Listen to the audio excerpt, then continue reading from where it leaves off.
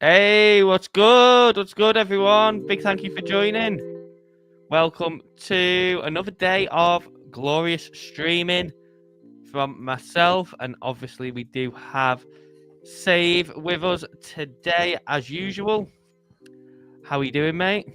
I'm all right, actually. I'm curious if anyone can notice any difference in the audio quality from my end, because I'm using a real mic today. So let me know if you can hear something different.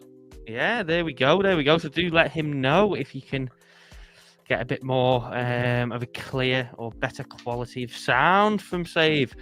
Reggie Man says congrats on 2K subs. Big thank you, Reggie Man.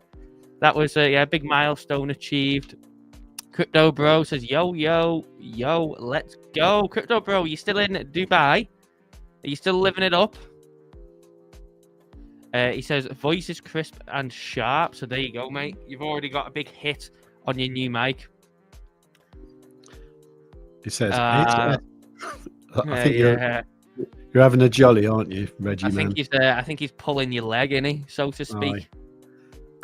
Reggie Man's having a bit of leg pulling. He says, yeah, loving it in Dubai. Very nice, mate. Very nice. Would you consider moving over there, Crypto Bro? Are you going looking at some big mansions? It'd be interesting. It'd be interesting to know if anyone over there is potentially considering staying there. But obviously, here we are on Bitcoin. We got big leg up yesterday, which was nice. Finally, an extension, and we are back to doing what we was doing before, with a little bit of ranging in my life. So I don't think you can really see it too well with this. Maybe we change the color on this one. Nah, we'll leave it as it is. But you can see, obviously, we've got kind of hourly support coming in down here around 96.3/4. And then, yeah, we are seeing resistance up above 97. So price is yet again capped within a range. However, we do have good old NFP data coming in 26 minutes. So that should be very fun. We're going to get some big volatility. Who knows? But this hourly candle, yep, spiked back up into where price has fell off since yesterday when we come up here. So we'll see what happens with that while we're on the stream. But let me know in the chat, what are you expecting? Are you thinking we're going to carry on? Are you thinking there's going to be a pullback? Get your thoughts and feelings into the chat. And of course, as always, do make sure you drop a big like on the stream, subscribe if you're new, and let's get going. He says, thinking of going to the biggest water park in the world. Oh, very nice, mate. Very nice. If I could get a job, I would. You wouldn't struggle to get a job, would you? Surely they're always looking for maybe people in your field, mate. Cleaners. Reggie Man says, got to keep myself amused watching OM. Let's see. Let's go and see what OM. OM's like your arch nemesis now, isn't it? 49 cents and it's still going. How long have we got? How much have we got to go? So we're still not. We're currently filling in this daily candle, aren't we? It's not good, is it? So I think once we come down to this wick, the reaction around the lower end of this wick will be very telling and could offer quite decent risk reward. I know from when Justin's been on, I think his levels was potentially down towards 33 or maybe 30. I can't remember. It was a little bit lower than this wick, but yeah, I think filling in this wick potentially may offer some risk reward. We'll keep an eye on it, and I mean, maybe I may be interested in it myself if we fill in this wick, but it looks like it's just continuous slow bleed. So still people selling OM in the market. But let's go down to the 15-minute chart. Why not? Oh, look at that. That's nice. Let's have a look at the 15-minute chart. So we'll stick in with this on the 15-minute chart. Let me get rid of this. So we've got a bit more clear on where we've got resistance coming in on Bitcoin. So I'm interested to see what happens. Save, what are you thinking, mate? I was watching, who was it? Tino from Traders Reality. Do you know him? No. No, he's a Cypriot fella, lives in London. He does quite good analysis. Well, he's very, very good actually. But he's very much from the sort of traditional market sort of background and stuff. And I was watching his thing last night, and there's a lot of reasons why the NFP should be very positive actually today, but if it's not, it's going to be really bad. So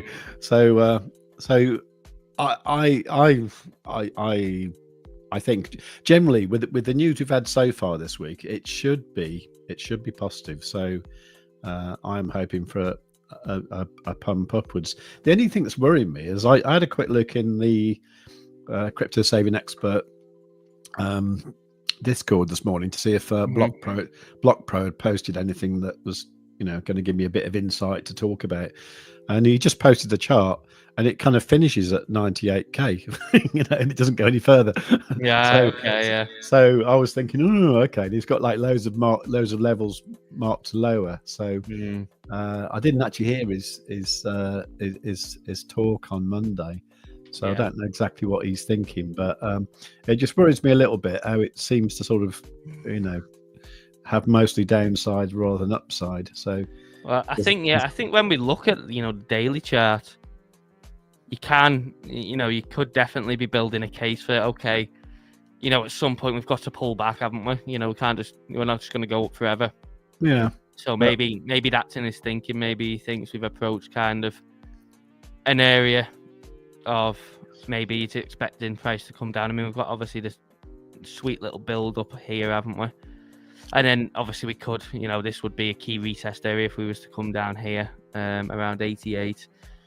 So I don't know. I think it's interesting to see what happens. I mean, we are only on the 2nd of May, but I think if we go and have a look at the May's monthly candle as well, what's interesting is obviously we've not really put any sort of lower wick on it at all.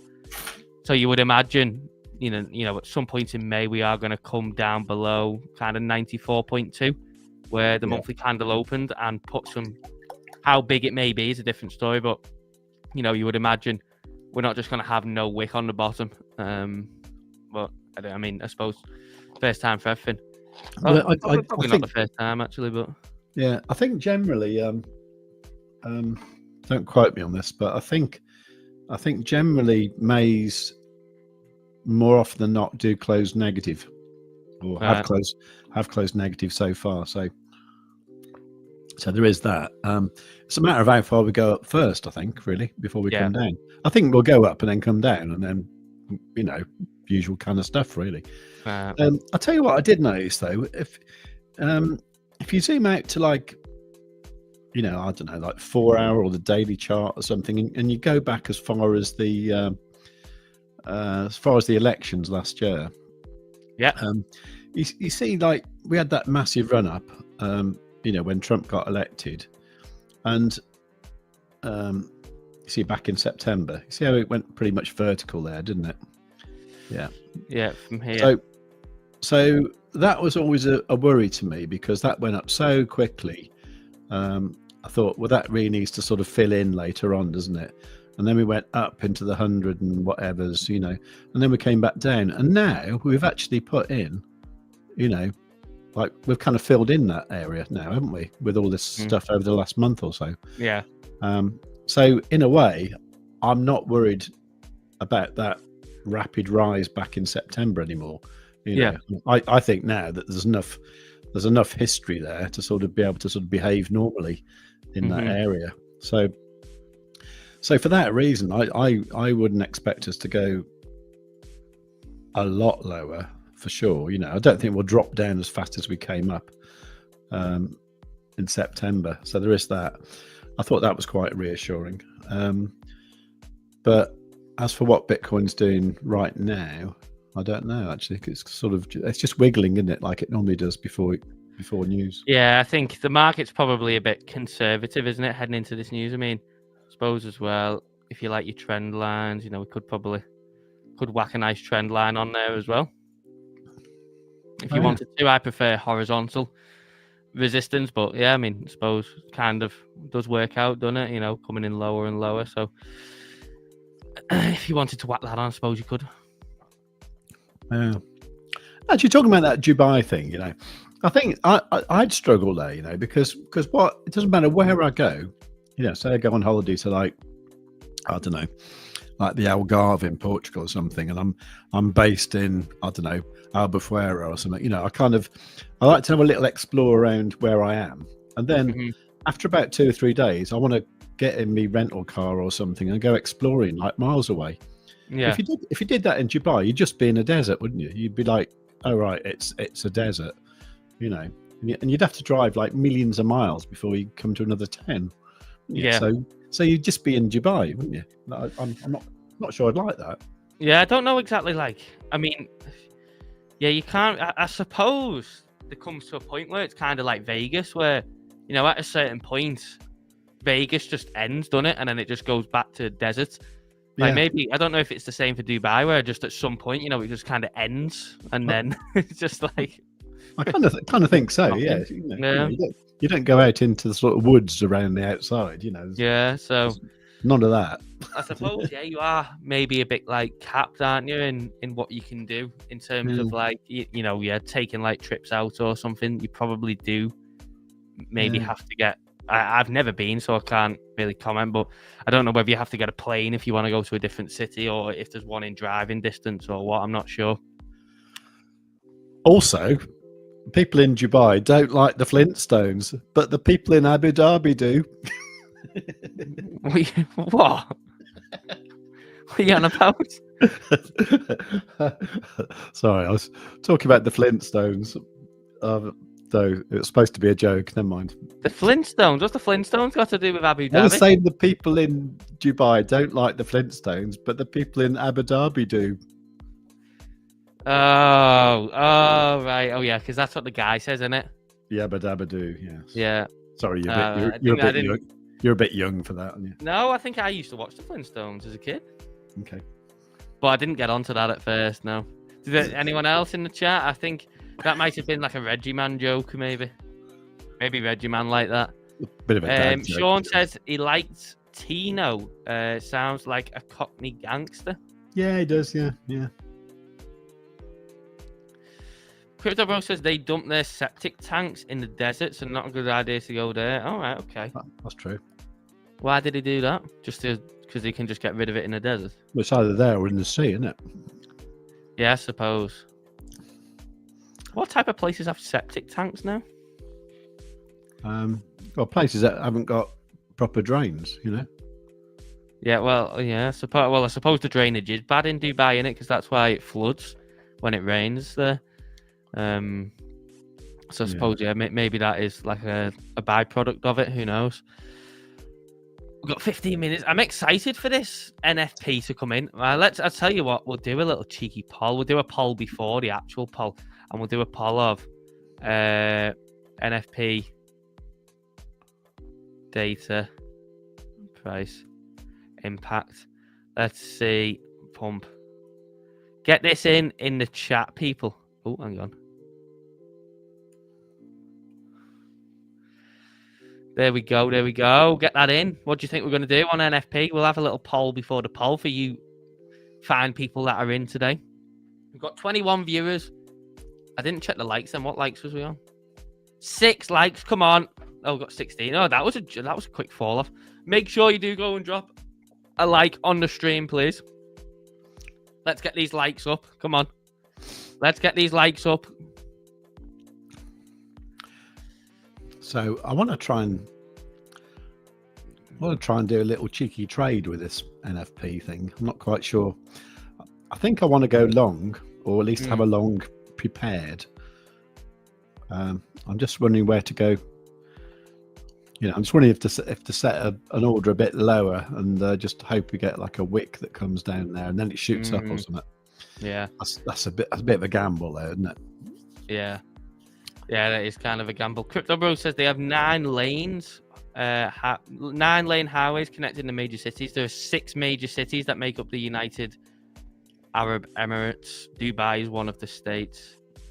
So what's the other ones then? Dubai, Abu Dhabi. Abu Dhabi, is that right? Is that one? What's the other ones then? Don't know. Service, last decent NFP readout before we dump. Says Gregor. Okay, Gregor's coming in there. So I'm guessing you have gone.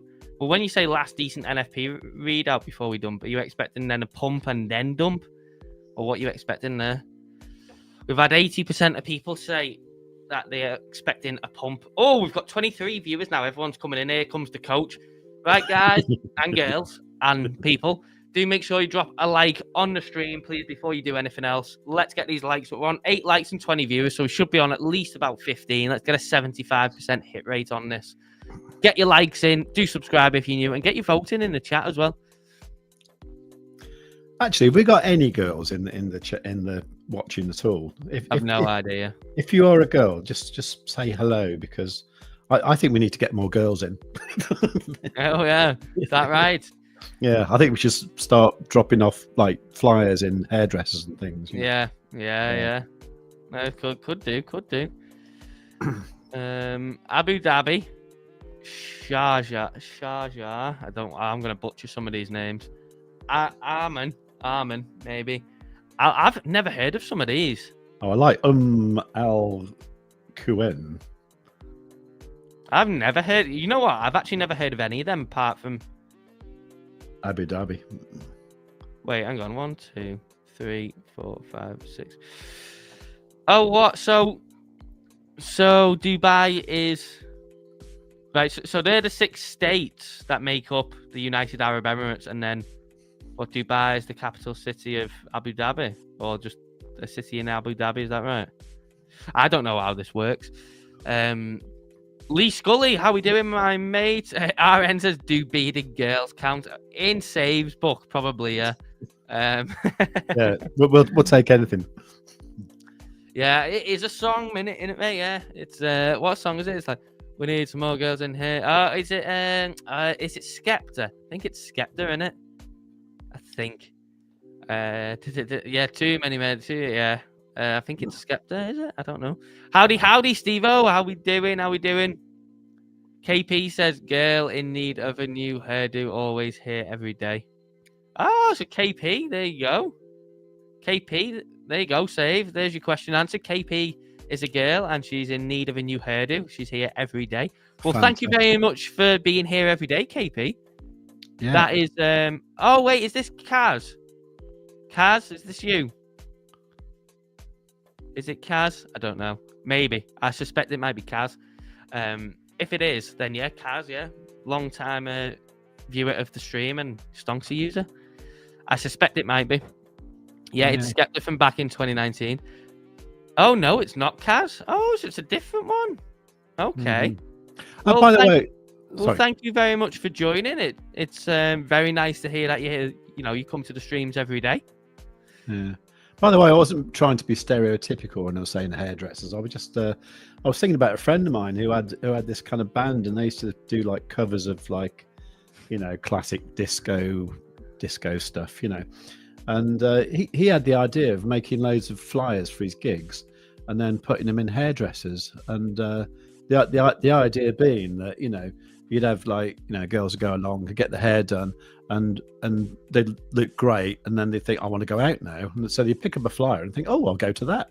And it worked really, really well for him, and it was like amazing. And he ended up marrying a hairdresser, and she's lovely, So it was brilliant idea for advertising, I think, and that was pre-internet days, so yeah. But I don't know if it'd work with I might go to this YouTube live stream.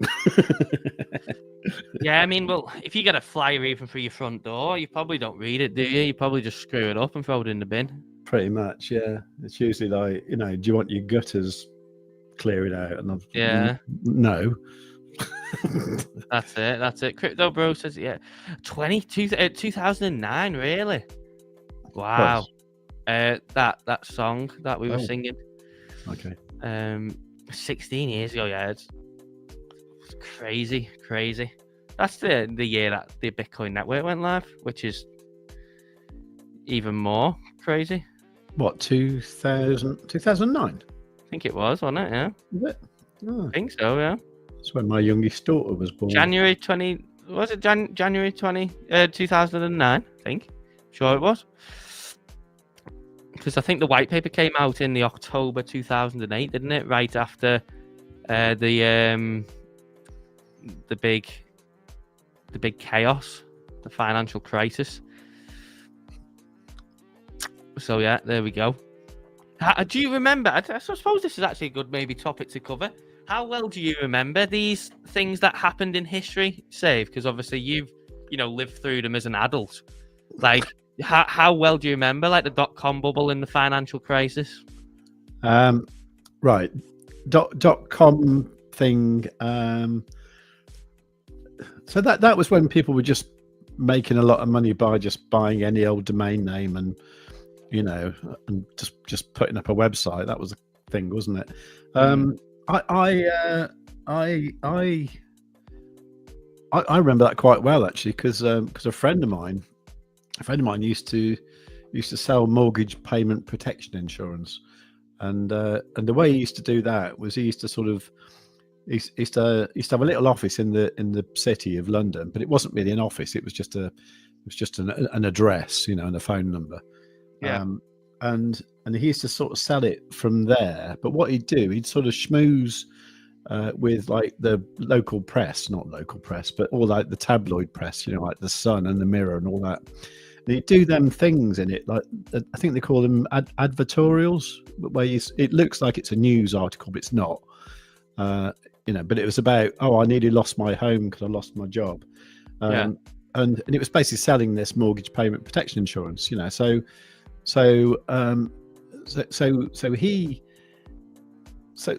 he would rely on people actually filling in like a direct debit thing in this form and then posting it off to actually sell a policy, Yeah. And I kind of realized he was doing this, and I just started making websites at the time, and I said, mate, why don't we put that online, and then you can sell it online? And he was like, oh, that sounds like a good idea, And I think between me and him, we sorted out the first legal way to do direct debit online, and then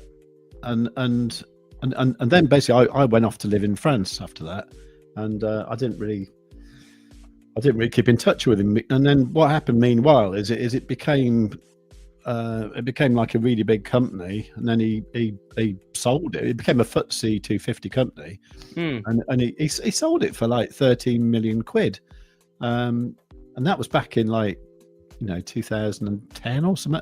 Yeah. So he did really well, and it was basically getting this product that he was selling offline and getting it online. So that was really good. That was amazing.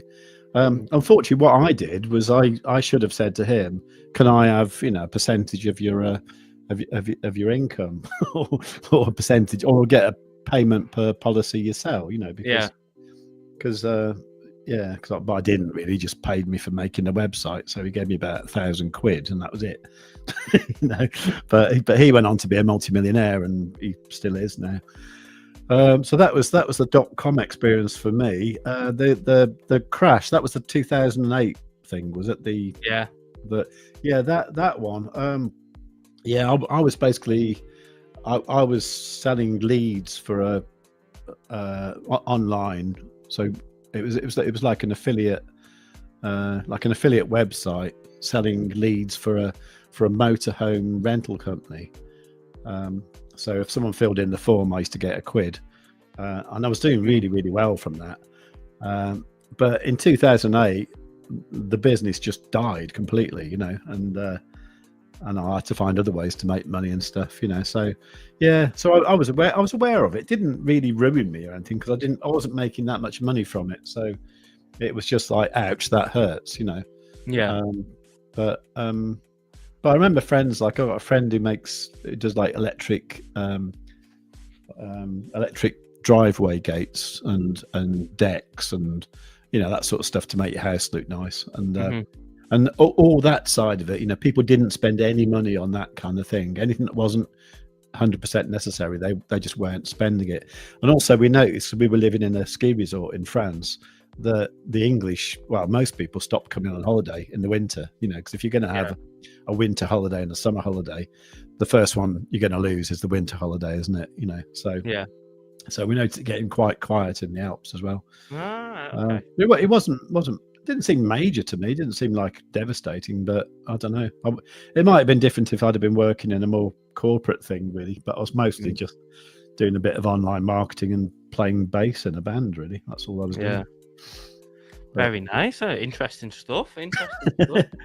So you could have ended up a millionaire, couldn't you? Is what the takeaway from the .com bubble.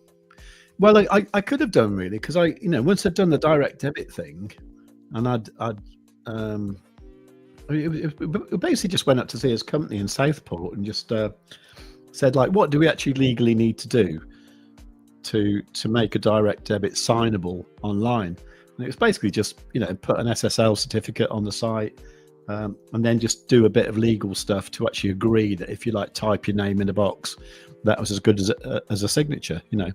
So that became the first direct debit online, as far as I know, in the UK. But obviously what I should have done, I should have just continued that, and I should have gone to other businesses and said, doing anything, and said, anything that requires a direct debit, I could have just gone to them and said, I've got this system for doing this. I work with this company in Southport. Let's sort it out, And if I'd have done that, I would be super rich by now, I think, really. But I think like most things, you kind of doubt your own ability sometimes, don't you? And you really need to sort of to actually say, right, I'm going to do this because I know what I'm doing, and you put yourself forward and say, I'm the best at doing this, or we've got this unique thing we've done. And I just didn't have the confidence then to actually do that kind of thing. So I could have been very rich, but that was a difference between me and my mate. My mate, he wasn't the brightest fellow in the world, but it's certainly one of the most confident people I've ever met in my life. And that's got him to quite, good places, really. Yeah, well, it just goes to show, doesn't it? I suppose it's the differences in it of just small decisions that can really shape how things end up. Yeah, I'll tell you one thing though. I don't know anyone who's got rich from doing a job. actually doing a normal job. It's like, yeah. I don't know anyone really. So I think working for yourself, that's what I wish I'd been taught at school, was like how to set up a business and work for yourself, or like, that sort of thing. It's like, I was only ever told you have to go and work for a company in a city or something, and it's like, that's always been, I've done it, but like never enjoyed it. Yeah, I completely get you. There you go. We've got 10 seconds until NFP. Here we go.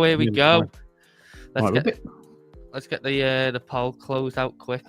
There we go. 3, 2, 1. Let's see if it has much impact on Bitcoin's price. Are we ready? I'm ready. Oh, shooting up to the upside. Oh, wow. Oh, there we go. The S&P is shooting up as well. Bitcoin's back to 97k. Is that it?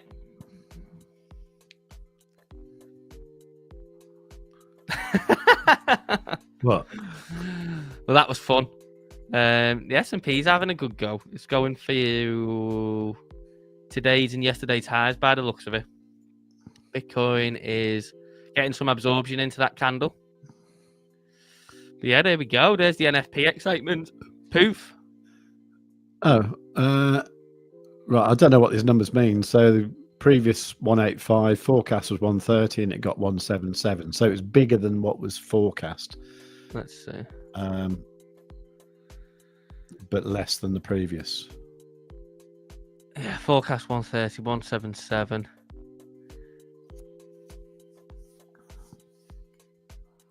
Yeah, Bitcoin's getting a bit of a move on. We got S&P is getting a pump on now. It's going for today's high. Or is it just took today's high, maybe? No, not quite.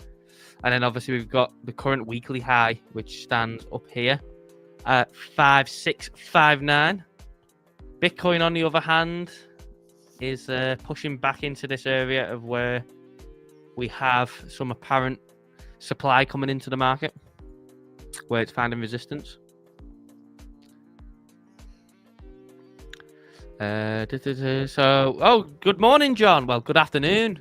Great to see you, John. Thank you very much for joining. Yeah, I remember seeing it. That was inscribed on the Genesis block, wasn't it? Crypto Bro. Lee says Satoshi isn't human, it's AI. That's an interesting take. And Crypto Bro says, what's it like living with the surrender monkeys? What's that? I've no idea. No, I've not. And Lee says, I've gone from rags to riches back to rags. Actually, I've done a bit of that, actually, I must admit. Yeah. I made some really bad decisions in 2021. If I'd have done it different, I'd yeah. Would you be quote unquote home and dry? I actually would have been, yeah. Instead of being home and wet. Well, home. Yeah. Yeah. No, I was a bit new to it all in 2021, and yeah. Yeah, as was I. Yeah.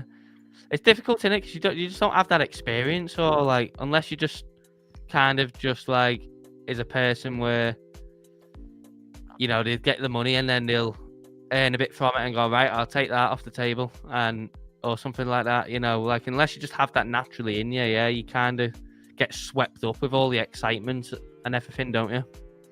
Yeah. But there we go. So, the French gave up in 2 wars. All right, okay. Lee says I should never have sold my company back working for a normal company. Oh, right, okay, Lee. When did you sell your company then? Oh. So Lee sold his company. When did you sell your company? And how much for, if you want to disclose? That's an interesting thing to discuss. If you don't want to share, then obviously that's fine, because that is maybe private. But if you're willing to share, I think it would be interesting to know. We've got pretty much full absorption now on that NFP candle on Bitcoin. Mr. Delta, what's going down in Groove Town? Just arrived, chaps. Well, great to see you, Mr. Delta. Thank you very much for joining.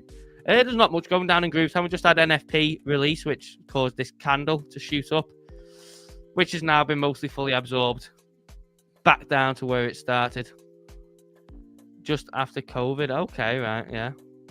Very nice, mate. Very nice. Well, so that's a few years ago now, isn't it? So I just had a little Google, and apparently surrender monkeys is short for cheese eating surrender monkeys, which is a derogative term for French people. Okay. Well, you won't like that, will you? Well, I quite like French people, actually. You're half French. I'm not, but my daughters are technically. So are they quite like know how with the French language? If there was Yeah, for a while, yeah. Yeah, they're both fluent though. Oh, although the big one at school, she learnt Italian as well, so she speaks some Italian. Oh. And my little one's learning Spanish at school, so she's like rapping away in Spanish now. She's really good. So they're both kind of trilingual now. It's really good. Yeah, that is interesting. Oh, we're heading back down to the downside on Bitcoin by the looks of it. I'm just going to go to the toilet, mate, and then I've got an idea for what we had someone put into the Discord, which we'll move on to next, which should be quite interesting and good, actually. Okay. So you take the reins for a sec, and I'll be back in literally 1 minute. Okay, good. Right. I never voted on that direction for the thingy, but can't really do it now, can I? Right. Anyway, so let's have a look at the comments. Mr. Delta, what's going down? Oh, we just had a look at the non-farm payroll thing that came out a few minutes ago. I think the news was good, and it caused a bit of a pump up, and now it's come back down again. So actually, no, it hasn't come down all the way down, has it? Oh yeah, it has. All right. So yeah, that just caused a little bit of volatility. Nothing major. So Lee Scully just after Ovid. I mean, COVID, yeah. Oh right, that's what you're talking about. Your company, is it? Okay. Okay, so I'm quite intrigued about what Dave got to talk about. Something he saw in the Discord. I wonder what that's going to be. So who here isn't? Oh, well, first of all, who here isn't a Stonksy user? And also, I'm a bit concerned if there's people who have Stonksy and then aren't in the Discord. So if you have Stonksy and you're not in the Discord, then let us know, or more to the point, let Dave know, and then we can put you in the Discord because I know some people aren't, and I actually think it's worthwhile because there are some good discussions in there about various things, which I believe you're probably going to speak about now. No, I was just saying that I'm a bit concerned that there might be Stonksy users who aren't actually in the Discord, so it'd be good to identify them if they are, because it's a good resource, I think, the Discord. Yeah. Oh, for sure, yeah. Everyone that's a Stonksy user should be in. Nice little turnaround on that 15-minute candle there as well by Bitcoin. What have we got? What else have we got? Oh, we got Justin in. Hello, mates. Welcome to the stream. Thank you for joining. All right. Have you spoke about the bot yet? Not yet. We've not spoke about the bot yet. We will do because we've had a nice update from SMFC in there. Pappy, how we doing? Thanks for joining, mate. Block Pro's here, the legend Block Pro. How are we? Right. So yeah, someone put in, tagged me in a message early this morning. Because I was putting a message in yesterday about the headline that Saylor was looking to raise 84 billion to buy more Bitcoin. So someone said, on that note, maybe someday you or co-host with knowledge on the matter could go deeper into convertible notes. Saw both arguments for and against this strategy. And then they went on to say their personal thoughts on it. And then I think they said, I Googled convertible notes and how they work. I would like to understand more in the relation to what strategy is doing. Unfortunately, I don't have any contacts in the banking to ask. So I thought it would be interesting just to come on here, and while we're on stream, we could just literally just ask Grok to tell us exactly what convertible notes are. Maybe we could ask it some interesting questions regarding if it'll answer anything to do with, strategy or any other company, that's doing these convertible notes. So I think the first thing to do is provide a summary of what a convertible senior Oh, I was hoping you were going to do that because I don't know what it is. so here we go. So a convertible senior note is a type of debt security issued by a company that combines features of a bond with an option to convert into equity at a predetermined price or conversion rate. Here's a summary. So it's a debt instrument. It's a loan made by investors to the issuing company, paying periodic investment, in brackets coupon, and returning principal at maturity like a standard bond. Senior status, it ranks higher than other unsecured debt and equity in event of bankruptcy, giving holders priority in claiming assets. So I assume it gives the investors better kind of insurance on them lending the money. Conversion feature. Holders can convert the note into a set number of the company's shares, usually at a fixed conversion price, allowing potential upside if the stock price rises. Hybrid nature, issuer benefits. So this is probably a good one. Companies issue these to raise capital. So obviously we know why companies are doing that now, to buy Bitcoin. And the risks, investors face credit risk if the company defaults, and conversion value depends on stock performance. If the stock underperforms, the note may only return the bond's face value plus interest. So that's obviously a nice little rundown of what a convertible note is. If you didn't know, me, myself, I've actually never really utilized an AI to just tell me what it is. So that's obviously good to know. We've got some more people in the chat. Big thank you to everyone that's joined. Do make sure you drop a like on the stream. So, have you got anything to comment on that, or shall we move on to the next one? I must admit, I'm none the wiser, actually. I didn't quite understand all that, actually. Yeah, I'll have to read that again slowly. So I think in summary, it's a way for a company to obviously take on debt. Investors put the money in, then they get offered a potential upside by getting shares of the company.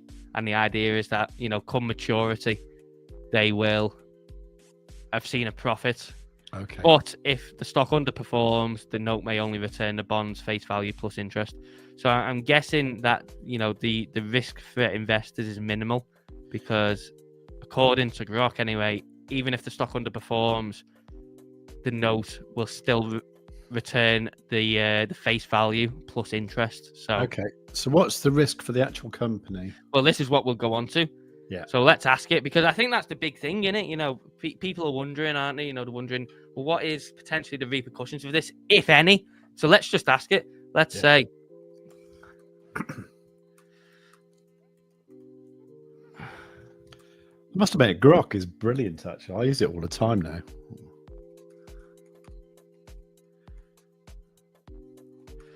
Yeah, I think it's great. It's much better than ChatGPT.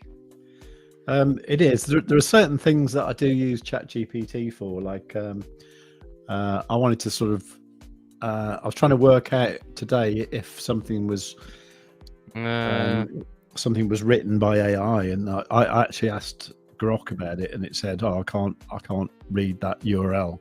So I asked ChatGPT, and it said, "Yeah, sure. Here's the problem." So yeah.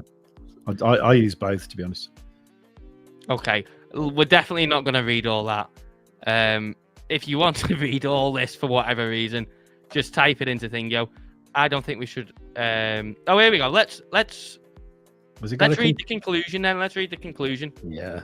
MicroStrategy's issuance of convertible senior notes to fund Bitcoin purchases exposes it to significant risks, primarily tied to Bitcoin's volatility, debt repayment obligations, and potential shareholder dilution. Regulatory uncertainties and macroeconomic factors like rising interest rates further complicate this strategy.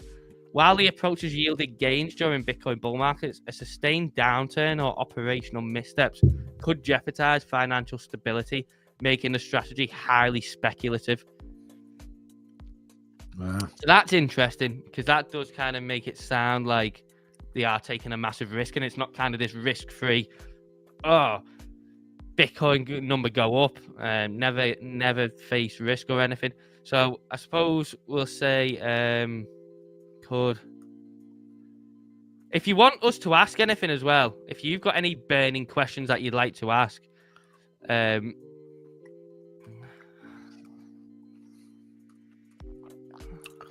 you what,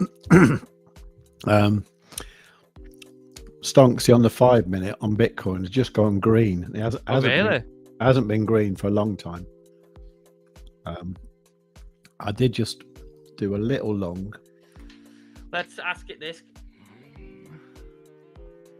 So I've asked it, could MicroStrategy be forced to sell Bitcoin if investors of the convertible senior notes want their money back? So it says, yes, MicroStrategy could be forced to sell Bitcoin to meet repayment obligations for its convertible senior notes if investors demand their money back, particularly under specific circumstances tied to the notes terms.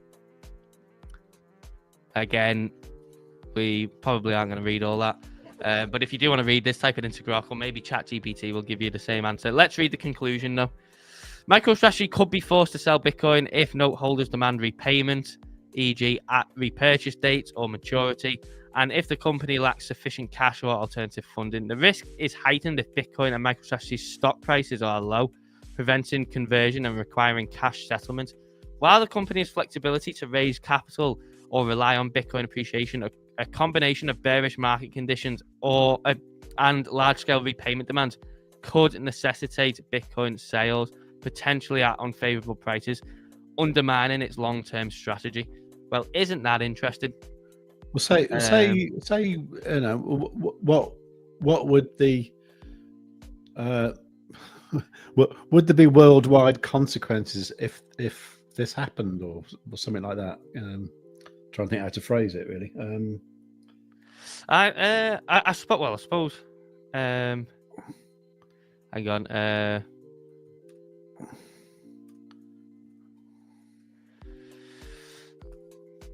Because then we'll have cleared it up, and then we can kind of. I might get this clipped up, to be honest, because this is good.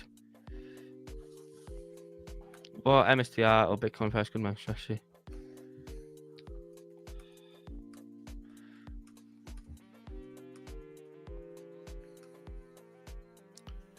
Let's ask it. Maybe there's not. Maybe there's nothing. Okay. Let's wait for the conclusion, and then we'll move on to something else then.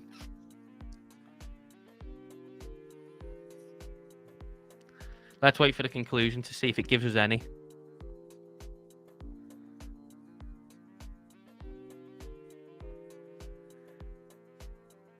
Right. So it has actually given us some. So potential Bitcoin price threshold for forced sales. So it says there is no single liquidation price for MicroStrategy's Bitcoin holdings, as the notes are unsecured and lack collateral-based liquidation triggers. However, forced sales may occur if Bitcoin's price drops significantly, and MicroStrategy cannot meet cash repayment obligations through other means. So basically, if they need to pay back money and they can't raise more money to then pay off, the other debt, then obviously the only way, if they haven't got the cash on them, is to sell Bitcoin. So a conservative estimate is 16.5k. Moderate scenario is 30 to 40k, and an extreme scenario is a Bitcoin price below 10k. Okay, that's not as bad as I thought it would be. No, not bad. Not terrible. I mean, it's interesting that it's actually gave us some figures, which is good. So, and there's obviously reasons for all these as well. It gives you, good reasons for why it's giving you each price estimate. So that's good. Stock price influence.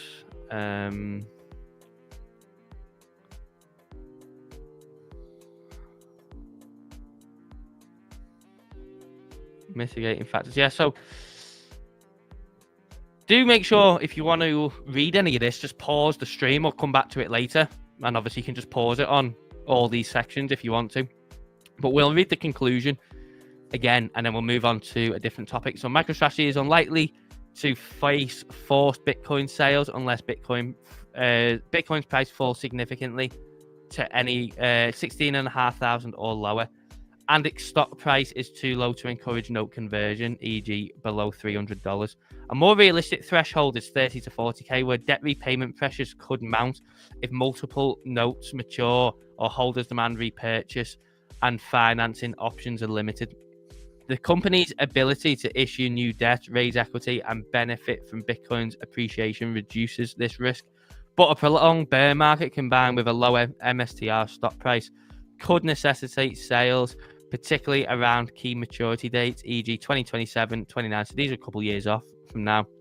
No specific MSTR or Bitcoin price guarantees for sales, but the $16,500 Bitcoin level is widely cited worst case benchmark. Note, always consult MicroStrategy's latest SEC filings. Yeah, blah, blah, blah. So there we go. I think we can finally maybe put that issue to bed and kind of come back to this stream, or I'll probably get this clipped up and put it on the channel about, you know, what prices does Bitcoin potentially fall to force, you know, liquidity issues for MSTR, and if it may indeed have to sell any, where those would come. So there we go. Hopefully that provided some good information for everyone, for those of you that were wondering, or, you know, never thought where to look or how to attain that data. Dan says, hi all, just waiting for HF to kick in a high frequency. Yeah, man, yeah, it's back up, innit? It's back up. Justin says, what are we rugging today? You let me know, mate. Are you shorting anything? Mr. Delta said Grok. Grok's awesome. Grok is actually awesome. I really like Grok.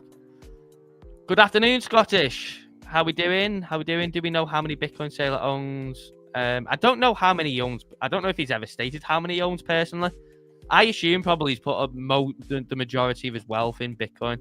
So the thing is, we won't actually know, because if he did it, so I suppose we could actually go and ask Grok. So we'll say, what was Michael Saylor's net worth? Actually, no, let's just ask it.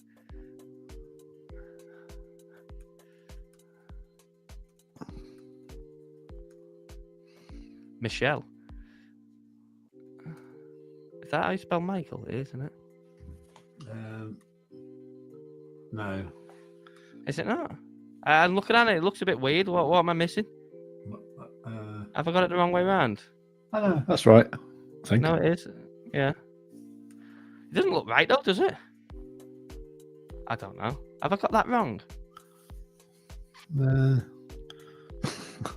That's one of those words, when you see it written wrong, you're not sure. Yeah. So he personally owns at least 17,732 Bitcoins disclosed in 2020 and reaffirmed in multiple interviews in 2024. At Bitcoin's price of approximately 87k, so this data is a bit lagging, so it's even more than this. His personal holdings are around 1.54 billion, so that's, you know, around another over 10% boost in it. So it's probably around, you know, the 1.8 billion mark. But then again, he's probably got more than that he just keeps hidden away and never tells anyone. So yeah, there's an answer for you there, Scottish. Sounds a bit greedy to me. He loves it, doesn't he? He loves it. Have you seen the? Speaking of this, did anyone see the video? I'd say it was really funny. This of when they were speaking at. Where was they speaking at now?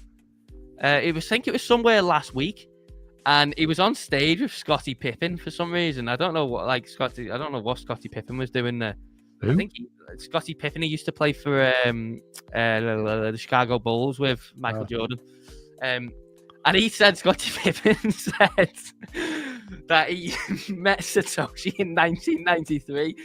And Saylor looked at him, like, spun his head around and looked at him. And the funniest thing was, someone commented on it saying, like, I can't tell if Saylor is skeptical or jealous. Let me go and try and find this video, because it is actually really funny. It's the way his head just spun round, like, and you actually Saylor.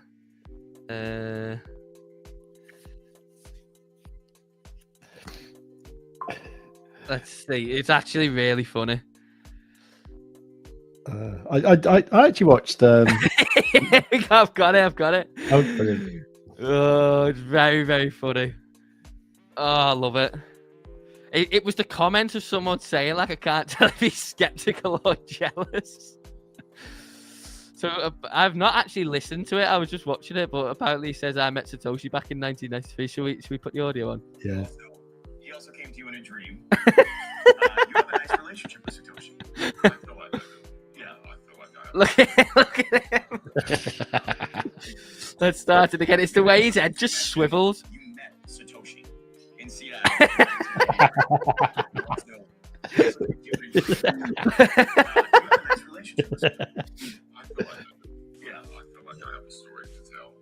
Definitely have an opportunity to meet him back in 1993.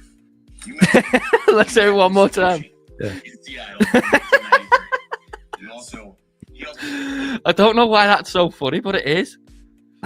It's the way his head just swivels, and it's just like you actually can't tell by the look on his face if he's thinking he's just outright lying or if he's like, "What, really? I'm jealous." Like, I didn't actually hear what he said though. What did he say? I just met him in 1990. Could you not hear what he said? No. No, you were giggling all the way through. Oh, he said that he met him in 1993. Yeah. Did he say what he was doing? Was he? I've no idea. I think he said he apparently come to. I'll play it again then for everyone who couldn't hear because I was. you met Satoshi in Seattle in 1993. And also, he also came to you in a dream. You have a nice relationship with Satoshi. I feel like I do. Yeah, I feel like I have a story to tell. Definitely have an opportunity to meet him back in 1993. You met. So there we go. I mean, do you believe that? I don't know. I'd love to know what he was doing in 1993. You know? Yeah, no, yeah. Was he working in the local pub or something, or or what was he doing? Honestly, it proper made me laugh. It's like the head swivel in it and like the look on his face. I love it. I do think he's a very funny guy, innit? Because like he does just love Bitcoin so much. I was watching a program the other day about it was called like Finding Satoshi or something, and it was about trying to find out who he was. I think it was on Channel 4 or something like that. It was like it was an English British TV thing, and I don't know, at the end of it the conclusion I came to is, okay, it's probably Hal Finney, but there's so much about it that appears to be like British, Well, I think one of the interesting things is what was inscribed in the Genesis block, in it, because I mean many countries have chancellors, don't they? It's not just us, but America don't have a chancellor. It's obviously like the Fed chair, in it. Yeah. Unless to my knowledge, they don't call him a chancellor anyway. So that suggests was it the UK chancellor, or however many countries maybe in Europe have the term chancellor. But it was interesting that they specifically said chancellor, not like Fed chair. So I don't know. Yeah, well, there's a few other things, like the word colour was spelt with a U in it, like the UK spelling. Yeah. Just stuff like that. Just looking, so it looks like it wasn't actually Hal Finney who actually wrote the paper. There was a few blokes they think it could have been, unless they did that to kind of just throw it off. Oh yeah, possibly. Do you know what I mean? Because it's not exactly hard, is it? Yeah. Like just one sentence, or a couple of sentences. Yeah. And did you realise Hal Finney's head is frozen in it's cryogenically frozen. No, it didn't. Walt Disney's head's frozen as well, like that, isn't it? Yeah, and it's weird. At the place, they call them patients. This is the room with our patients in. Right. It's like frozen heads. Anyway, so one day he might be able to be brought back to life and put into a grok body. And that would be insane, wouldn't it? Can you imagine the day when people... I wonder how many heads are frozen. I don't know. Let's go and ask Grok. Let's go and ask how many heads are frozen. What's the word? How do you even spell that? Oh, cryogenically. Cry, like cry, Oh wait, hang on. Just like cryo. Like that. Ooh. No. CRY. What? Yeah, that's it. Cryogenically. Yeah.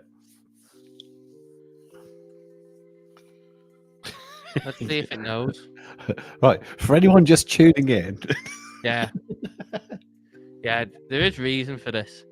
As of recent data, approximately 300 to 350 heads have been cryogenically preserved worldwide. Blimey. There you go. All right. Preserving liquid nitrogen at minus 196 degrees Celsius. Yeah. Just imagine if you're just freezing cold all the time forever. Imagine like that moment if they can actually ever put someone's head on a robot or something, and you wake up and like that first question of like, what year is it? Like, because you just would never know, would you? Like, you'll never ever know. Well, we won't. I don't know, maybe we would see something like that in our lifetime. Mm-hmm. Dave is Satoshi. Oh, mate, I wish. Oh, I wish. I would have so much fun with that. You know what I would do? If I was Satoshi and I'd held it all this time, do you know what I'd do, Justin? I would open the biggest, fattest short position ever and just start moving Bitcoin out of the Satoshi wallet to exchanges and just start really messing with the whole thing. Can you imagine the reaction on Bitcoin if Bitcoin start getting sent from the Satoshi wallet to exchanges? Yeah. Or even just movements. You probably wouldn't want to send them to exchanges. I bet they'd seize them. I bet you any money that the exchange would seize them, probably wouldn't they actually? But you just start moving it out and just messing with it. Oh, can you imagine the market reaction? It would absolutely shit the bed, you'd imagine anyway. We are getting significant, pushing up on the SPX now following that NFP data. We've took out the current weekly high, which came in here on Thursday, and are now coming up to 5,700 nearly. So it is creeping up still. It's creeping its way up. With Bitcoin being quite receptive of that, pushing back up from obviously where it dipped down to post NFP. But ETH obviously got quite a bit more of a sizable dip overnight, losing value against Bitcoin again. What else have we got? Let's go and have a look at some altcoins. We've got Sol back at 150. So Sol's been ranging for quite a while now, hasn't it? Even with Bitcoin breaking out, Sol didn't break out of its trading range that goes back to last week. Anything interesting poking out on the chart? I've got Hype up here, so yeah, looking like it's going to push through.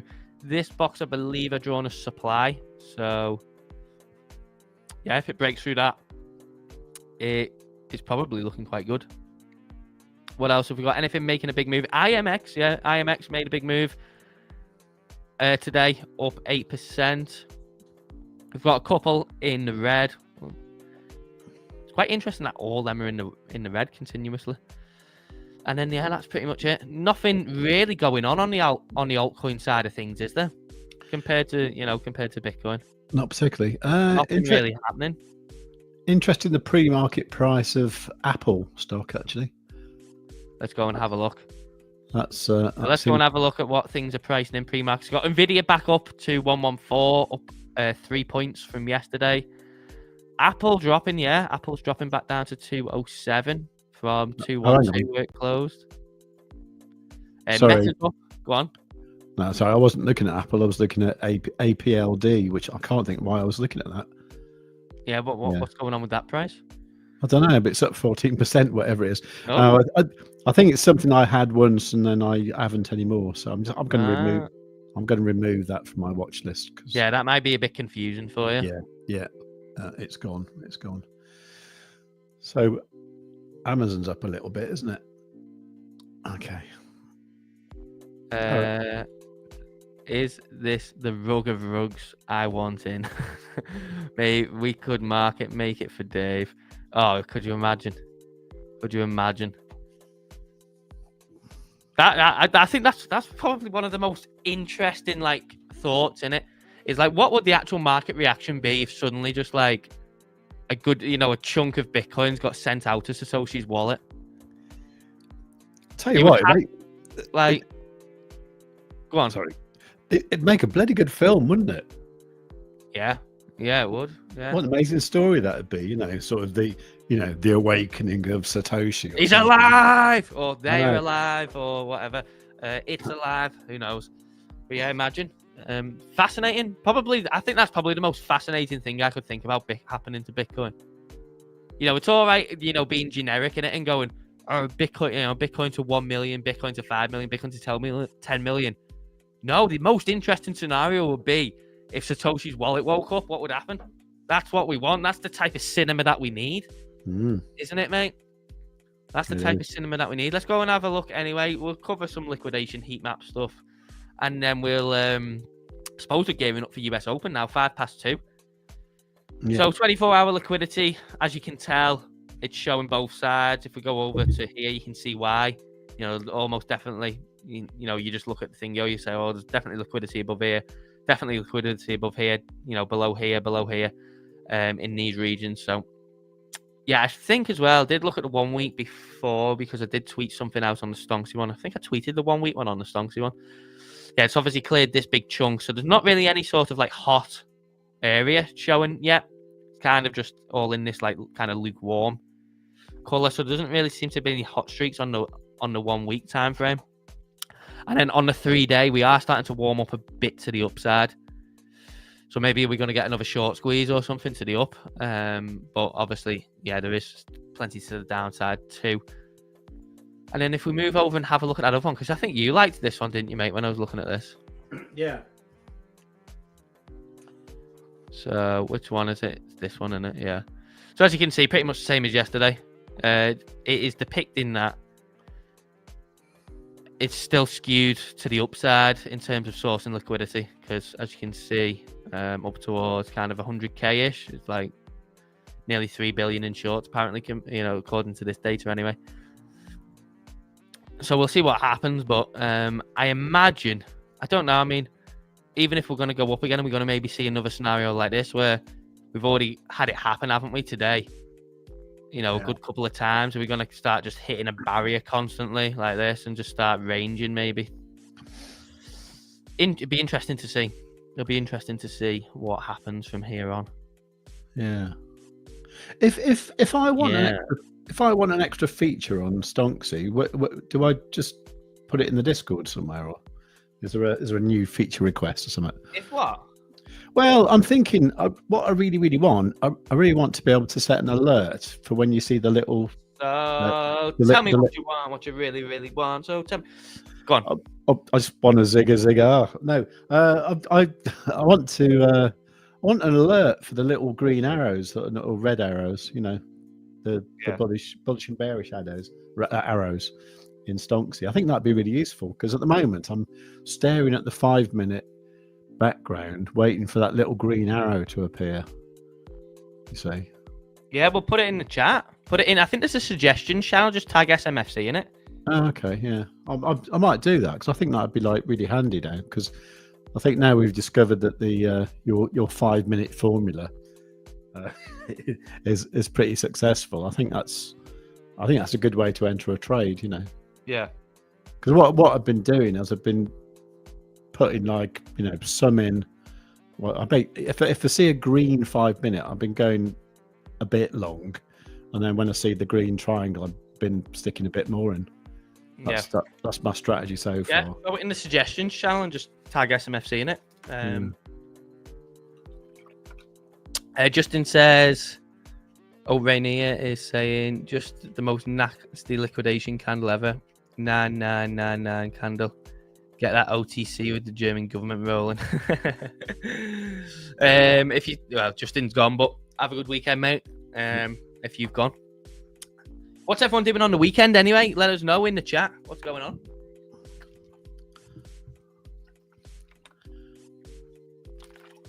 What have you got planned? Anything interesting? Let us know. I'm going in search of an ancient stone circle. You are? You're going to do some like witchcraft, aren't you? I am, yeah. I'm going to try and communicate with a different dimension. Yeah. Saver Crypto's going to do some witchcraft. Let's go and have a look. Let's see. Hang on. Let me go and have a look at something. What we're looking at here.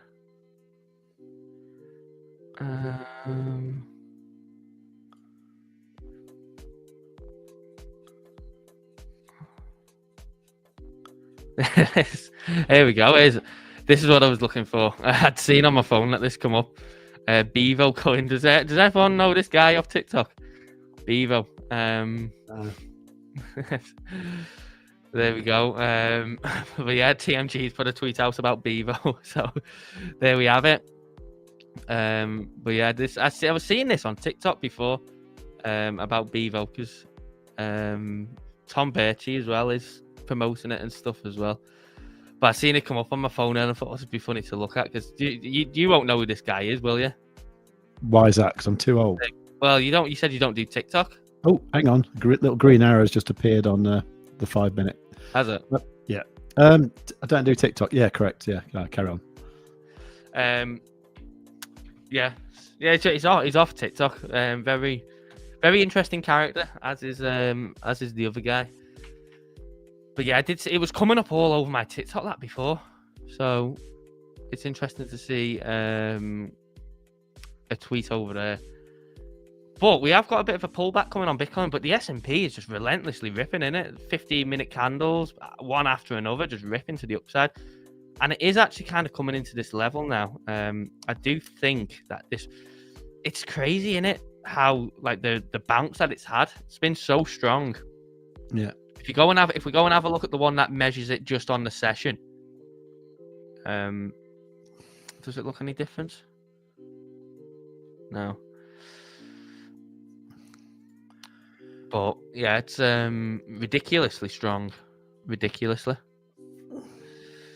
So I'm interested to see what happens because yeah, this is kind of the region where I've been watching for a potential it to come up and hit a point of where it may pull back. So we are really approaching that now. So I'm interested.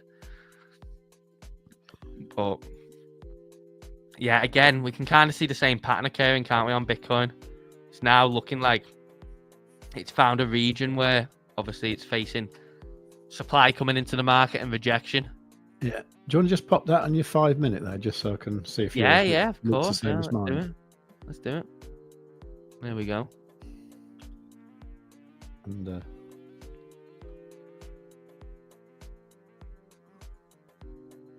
right, that's looking the same. That's good. Mm-hmm.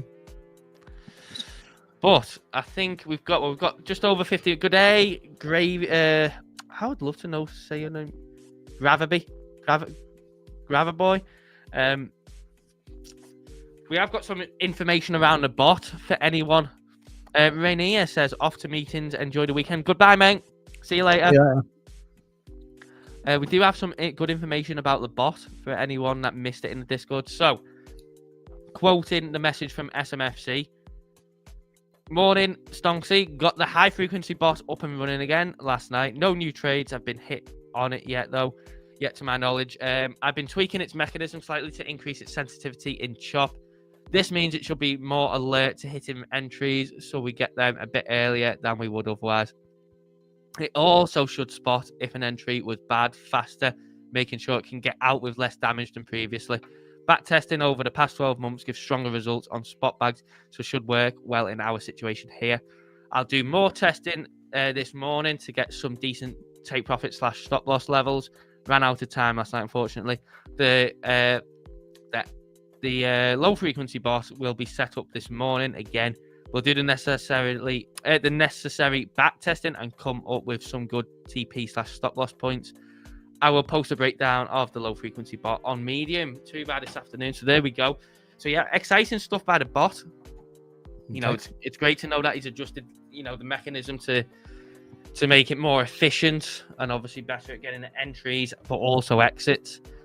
And there is obviously a strategy switch over coming for the low frequency. So, those of you that mostly just follow the high frequency, probably quite interesting to hit the low frequency follow as well once we get this up and running. So, yeah, what's your thoughts on it, mate? My thoughts. I mean, shall I put my little chart thing up? Maybe. Yeah, let's go. Yeah. Hang on. Let me just get it up, so to speak. Hang on.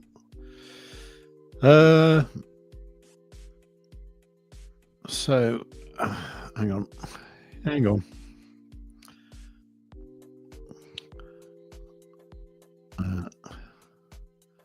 Right.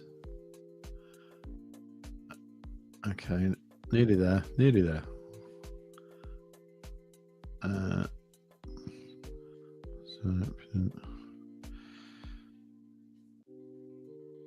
Oh, by the way, tomorrow I'm going to do my show at 10 o'clock in the morning UK time, if that's all right with everyone. There we go. Right. So was that showing? Yes, mate. We can see. Yeah, but do make sure if you're around tomorrow, you tune in to Save with Crypto Saturday stream. Okay, so that'll be 10 a.m. UK time or 9 a.m. UTC. Unfortunately, for anyone in the States, that's probably going to be silly o'clock in the morning. So sorry about that, but I do want to go off on my bicycle later on in the day. So yeah. So right with the bot, right? This is it, warts and all, right? What I did this time last month on the 2nd of April, which was the tariff day, so it's actually a month today since the tariff announcement. I started off with 250 USDT, and I'll cut to the end. At the moment, I've got 261. Okay, so I'm only 11 USDT up since the start. However, during this period, right, I was up here, which was $485. So it did nearly double my money at one point, which would have been amazing. And unfortunately, because I was compounding the gains, I was also compounding the losses as well. And this kind of got me thinking that maybe I shouldn't be doing that at the moment. Maybe I should just, if I see a decent gain, put it to one side and then go back to the original 250 that the bot's trading with for the moment until the new strategy settles in, maybe. Because it did really, really well, and then unfortunately in the last 7 days or so it did take 7 trades, and each one was a losing trade. Some of them weren't particularly big, but some were a bit bigger than we had hoped for. But the thing that Dave just said does seem to imply that Dean's got it under control, and that shouldn't happen so much in the future, in the way that it will detect good movements quicker and it will get out of bad trades quicker as well. So I'm not giving up at all. All I'm thinking is, okay, well, here we are again. So I'm starting off a new month now on the 2nd of May, and I've got 261 bucks in there, and let's see how it does and see where it is on the 2nd of June, which is incredible. Are we really that far away through the year already? It's incredible, yeah, isn't it? Unbelievable, isn't it? Yeah. So yeah, that's what it is. At the moment, the bot's not in a trade. It's obviously looking for the next opportunity. But yeah, that's the state of it. So I don't know what to say, really. I kind of wish, like you always do in trading, I wish I'd have taken the money when I was up, and then maybe at this point here, say on the 27th of April, if I'd have, put that money aside, gone back to the 250, then that might have made more sense for the rest of the month. But yeah, so I just thought I'd put it out there. So overall, I still think it's going to be great, and it is in its infancy. It's been back tested with lots of back data, but unfortunately this month we're in at the moment, or the month we have been in, it's been so news driven, and at the moment the bot doesn't know about news. Now, this is something that Dean was talking about, that in the future we might have a thing where, say for example, like we've just had the NFP data, there'll be like an adjusted strategy that works when there is NFP data, so that might be something that might happen in the future, but at the moment it doesn't know about the news, so you can't always blame the bot. What I don't know if it's a good idea to sort of maybe if it's not in a trade and you've got some weird news coming up, there's going to be a lot of volatility. I wonder if it's worth, if you're fairly up, is just reducing the amount you're trading with, or even just pausing it for a few days until the market's more kind of stable and predictable. From what I know, that the bot would ideally work in a gradual ranging market, where it's just going up and down all the time. This kind of like really violent chops that we get sometimes these days aren't the most favorable condition as far as I know. So that's that really. Anything else you'd like me to cover there? No, mate, I think that's all good, yeah. Okay. If anyone's got any comments about that, then please do let us know and we can talk about it. Yeah, do get your comments in. Everyone, make sure you get your comments in. If you want us to look at any altcoins or whatever too, just pop them in the chat, but make sure you have, let's go and check the likes. How many likes are we on? We're on 12. Oh, no, actually. 23 viewers, 23 likes. That's good. That's good.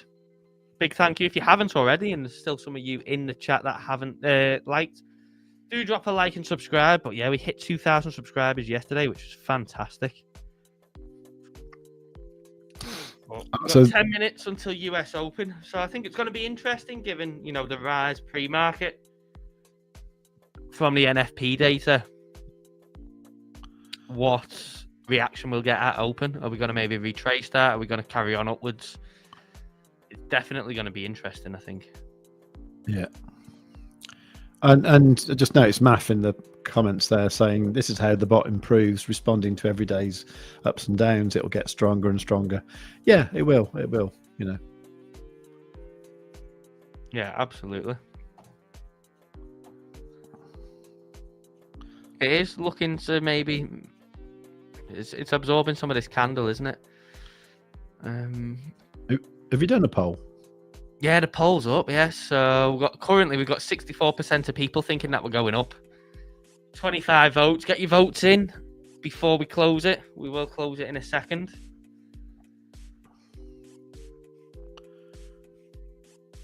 Okay. Well, I've got a little long open from the start of that 5-minute green on Stonksy. So it actually went green at 96,970. My entry is 96,846. I know it's not. Yes, it is. Yeah, 96,846. So I'm a little bit down, 0.89% down, but it's not a big trade. And I assume you're still riding your others. Yeah, I am actually. I did do a little bit of profit taking with the BitUnix one, and then I added a bit more back in. So the entries slowly creeping up, But what I did though with that one is I put in, a take profit of like 120k to see how much it would make, and it was about the same as the Bybit one. That was a similar kind of trade to start off with, actually slightly bigger, that I'm not planning on touching. And the actual amount from the Bybit one was about the same. It was about the same amount it would make at 120. So I think all this kind of fiddling with trades that I do, where I keep, taking a bit of profit and sticking it back in and all that, doesn't necessarily help. I don't know. Yeah. I probably need to have I was thinking I need to have a chat with Block Pro about this, to see if my general behaviour once I've got a trade open is rubbish or not. I think I know what he'll say though. He'll say yes, it is. Yeah, have a chat with him, booking the call. Yeah, they'll probably wrap me over the knuckles and say like, Yeah, you naughty boy. Yeah. But your NT was shit. Yeah. You naughty boy. Yeah. Well, if you want to lose your money, that is the way to go. Well, Math says if you wanted to ensure 1% a day on days where there's more than 1% gain, can you always move that out of the copy trade fund and use it to top up the copy account on down days? I suppose you could, yeah. Or you could just not increase the margin that it's using and just kind of leave that separate, maybe. Might have to read that again. If you wanted to ensure 1% a day on days where there's more than 1% gain, can always move that out of the copy fund, then use it to top up the copy account on down days. I don't quite get that, do you? Yeah, it means, like, say if it makes more than 1% a day, like take out the excess, so just leave it the gain of 1%, and then like use it to top it up. But you could just like say you go and buy each time a bot gets a winning trade, and then you're upping the margin used on each trade. If you could just leave a little bit out, couldn't you? If you didn't want to up it to the full amount, to keep it at the 1% a day, and then it wouldn't be using that margin. So then you could just have that to the side, couldn't you? Yeah. I mean, I've considered with mine of just actually just setting the amount to use at 250. I think that's what I might do. Actually, I might just set it at 250 and then just leave it, and then obviously anything it makes will be sort of piled on top of that. Yeah. Which means that my gains are going to be smaller, but so are my losses. And it will. Yeah, it's an idea, isn't it? Yeah, and I think that's probably that's what I might do actually. Does everyone know what I'm on about? Because I could demonstrate if you like, but maybe I'll do it after the open. Yeah, I mean, the open has not been very volatile, has it? So, but we will watch. Yeah, we'll watch the open and then we can do it. That'll be a nice little segment. Okay. We've got 4 minutes to go. Yeah, not too major across the board today. Well, aren't the opens after NFP are normally quite good, aren't they? I don't know. Don't know if there's any sort of correlation there. I mean, NFP was good, wasn't it? I think. Was that right? Was it good? I don't. It came in. It obviously came in more, but is that good? I don't know. Well, it seemed to. I suppose it is, yeah, because new jobs got created, so it shows a strong economy, doesn't it? Yeah, but is that good? Is that good for crypto though? It's not always, is it? No, I don't know. All right. Anyway, we'll find out in a minute. We'll find out in a minute when the US market opens. Right. We're keeping you up. Oh, I'll tell you what, it's been a long week, mate. It's been a long, long week. Yeah, it certainly has. I'm looking forward to the weekend, that's for sure. I won't actually be streaming this Sunday. All right. For the first time in ages, I will be taking a full weekend off from streaming. But of course, you do have Save on tomorrow, so do tune into his. But yeah, I won't be streaming on Sunday. I've got something on Sunday night, so yeah, it would kind of be nice, feeling refreshed. If we get lots of likes on the stream, I can do Sunday night. It's up to you, mate. You can do it. Thing is, you kind of need a little bit of a rest sometimes. I've ended you cheeky. I can see why they call you part-time, Dave. No one calls me that. No one calls me that, but it's life, mate, innit? Sometimes it gets in the way, but I mean, I stream 6 days a week, pretty much every single week. So, yeah, I do apologise, but, it's just one of them, isn't it? I will be streaming Bank Holiday Monday, though, so I think that's like a little bonus point, isn't it? Monday's a bank holiday for those in the UK, so, that's a little bonus point for streaming on a bank holiday. Is that rake it back in with that? Are the markets open Monday? Obviously, I assume. I don't think. Well, the London Stock Exchange might not be, but I think the next time. The next time the US market shut is later on this month, I think. And there were like a President's Day or something, or there's something, yeah. I think later this month, but I think it's just open as usual till then, because obviously it's called May Day, innit, on Monday. Yeah. I don't know exactly like what it is or what it's for, but it's when you dance around a maypole. Is it? Is that what it is? Is that what you're going to be doing on Monday? Yeah, in me, what do you call it? In my Morris Man outfit. Oh yeah. No. Oh yeah, is that right? No, it's not right at all. We used to have a maths teacher who was a Morris Man, and yeah. Oh.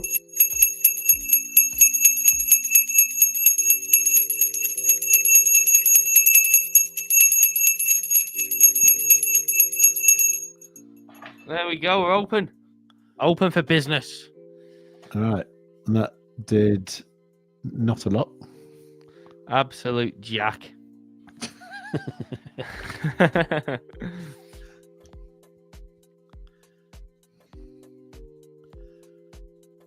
Now it's gone down. All right. For those of you that haven't got Stonksy yet as well, let us know in the chat. I know you said it before, didn't you, say? But if there's anyone watching that hasn't got Stonksy yet or hasn't tried it, let us know. Let us know who you are. Come out with open arms. We don't bite. But you can get 20% off. Second link in the description.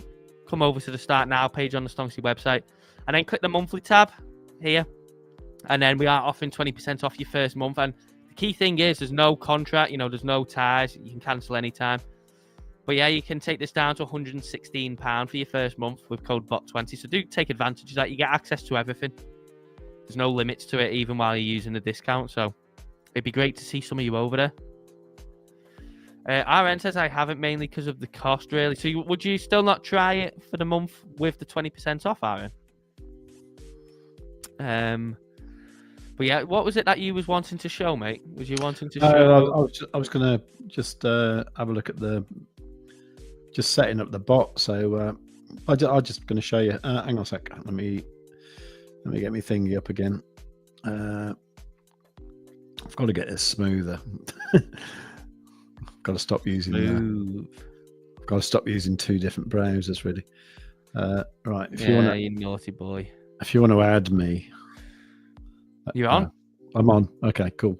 All right. So this is the Stonksy high frequency bot. This is the one that I started off with 250 USDT on when was it? April the 2nd. So what I was talking about was the settings here, which is slightly different than it used to be, actually. So it might be worth covering. Now, what I did before is I set the actual cost per order. Actually, let's go back a bit. I think by default, when you come here, that is set to something like, oh, this is quite different, actually. I think by default, this is on smart copy mode. Now, smart copy mode uses just a small portion of your capital. I think it's something like 15%. And then besides that, you have the option to do fixed amount and fixed ratio. The one I do, because it's easiest to understand, is fixed amount. Okay. And in fixed amount, you can set the cost per order here. Now, you probably noticed that before I had that set at like 3,000 USDT. The reason I did that was because when it's done a successful trade, if you end up with more than you started with, and you've got that set at like 3,000, it will actually use all your capital the next time. So that was the idea, was it was compounding the gains. Now, because the bot didn't perform particularly well in the last 7 trades, it did compound the losses as well. And because that was by then, that was a larger amount, it meant that overall my monthly gains were not very much. So what I'm wondering now is if I should just set that at what my initial amount was. So let's say I just set it at 260, which is what I've got here now. And then I just leave that. So if, say, for example, it does the next trade and that amount there goes up to 300, it's still only going to trade with 260, and then the $40 that it's not using can just sit there and build up for a little bit. And maybe that's what I might do just while we're waiting for the bot to sort of prove itself a little bit, because like Dean said in his notes, it's very early days, and it does generally behave really well, but in certain market conditions it doesn't. So there's that. I've got this leverage set on 10 as well. I'm actually wondering if this is a bit high, but I didn't seem to run into any problems before, so I'm probably going to leave it on 10. Take profit and stop loss. I personally just let the bot do its own thing there. So that's how I've got the bot set, and I think that's how I'm going to leave it for the next month. So I'm just going to save that, and I'm not going to touch that until June the 2nd, and then we'll come back here and see how it's done. And what I'm hoping by then is, it will have made some money, and it will have done all the trades using 260 USDT. And then there'll be a nice pile of cash sitting on the side, which I can decide what to do with then. So I think that's my plan going forward in June. If I knew it was going to definitely win every trade, I would obviously go for the auto compounding idea by putting that 3,000 back in there. But for the moment, I think I'm just going to leave it on 260. So that's what I'm doing there. I'm just going to have a quick look to see if the other bot is well, it's going to be available, but I don't know if. Well, let me just see if anyone's using it. So I noticed the other day that no one's using it. Okay, so no one's using it just yet. There was 2 people using that. One of them was me, but it hadn't taken a trade last week, so I decided to trade manually with that one instead. But yeah, so that's where we are with the bot, and that's what I'm doing for this next month. So that's that, really. Very good, mate. Very good, yeah. I like it. I like it a lot. Yeah, for anyone else watching, obviously, yeah, do make sure you check the Discord to have a read of what SMFC put in there earlier today. Actually, I've got a what do you call it? I've got a screenshot of it. If you want, shall I just put that up for a minute? Yeah, Math. You know what? That's a good idea. Yeah, you know what? That might be really good to pass on to SMFC, particularly around just the red folder ones. So anything that's US red folder. So I think probably just ignore everything else and just literally just US red folder events. Just kind of like it doesn't open a trade like 6 hours before, or like an hour or 2 after, or 3 hours before, or 2 hours after, whatever. But that's probably like a really, really good idea. It's just, yeah, if there is like a web API and you can just select like it to not do like red folder US news events, that would be quite interesting. But what would you do? What would you do if it was already in a trade, though? Or? Well, if it was already in a trade, say it was already in a trade, and it had already opened and it was still open, then, we could just put a message in the chat, can't we? Just saying like, at everyone, just so you're aware, the bot's in a trade. We've got this coming up in a few hours. Just be careful with it, if you want to close it or if you want to tighten your stop loss or whatever. And then we could just manage it from there then. It'd be pretty easy to manage it from then on. If it was already in a trade, just make sure that we alert everyone. Okay, cool. All right. Well, there's the message anyway. So there's that. Do you want to do your Mag 7 thing?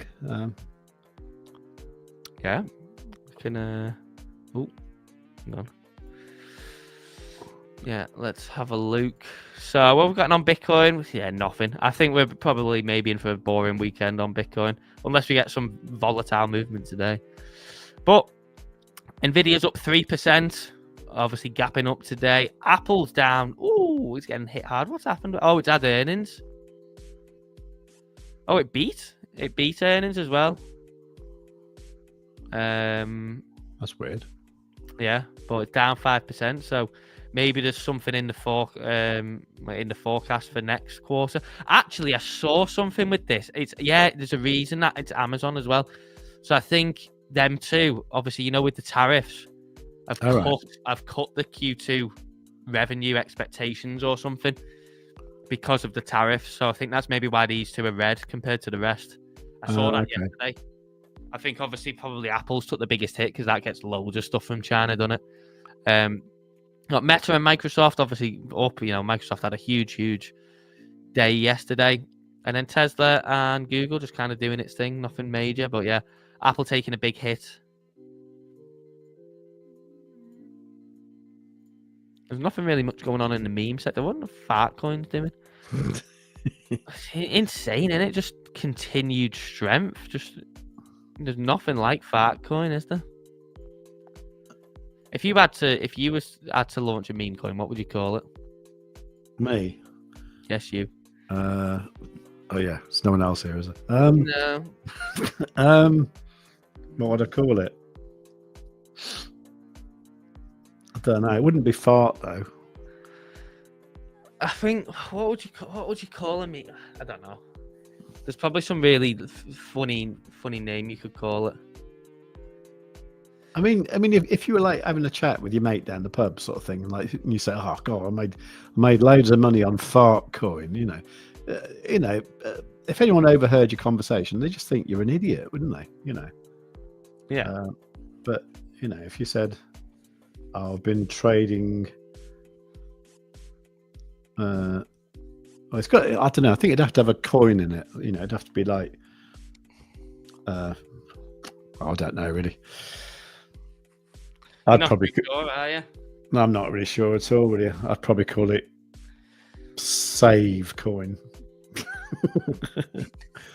Although there probably is one there, isn't there? There's probably literally every name you can think of has been created, I would imagine. Yeah. But what have we got? What could we cover? If you guys want us to cover something, let us know in the chat. Let us know what you want us to look at. Until then, kind of like just open watching the Bitcoin price, aren't we? There was one called Save the World. It's on Pancake Swap. That's not going to work. Save the world. Do you reckon you could save the world? Me? Yeah. No. I could try, but it wouldn't work. It'd just end up terrible. SWC is Swiss cheese crypto. There you go. Swiss cheese. But yeah, audience, please let us know what you would like us to cover. Otherwise, we'll just talk about cheese. Yeah, there's not really too much going on. Bitcoin's in another phase of consolidation. ETH is back underperforming Bitcoin. And then literally the rest of the market is flat as a pancake apart from IMX. There is minimal going on.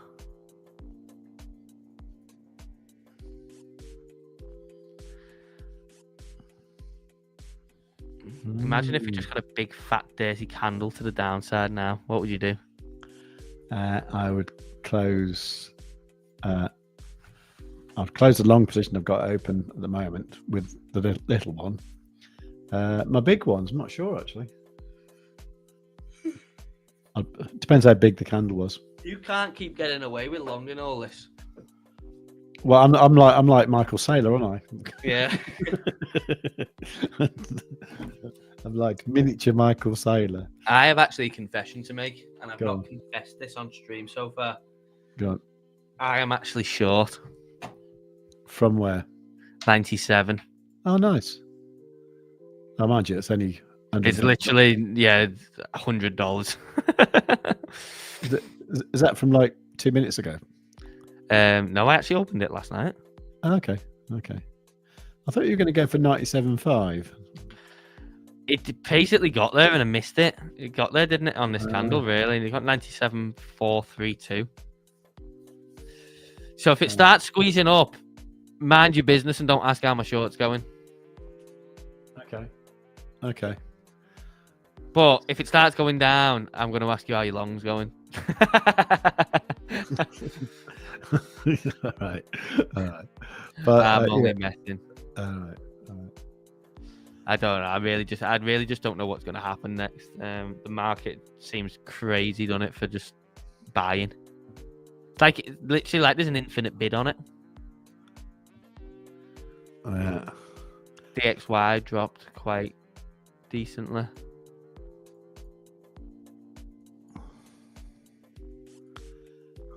But yeah, what would you guys like us to cover? Let us know in the chat. I'm trying to think of what we could cover. Maybe we could go and see if there's any news stories going on.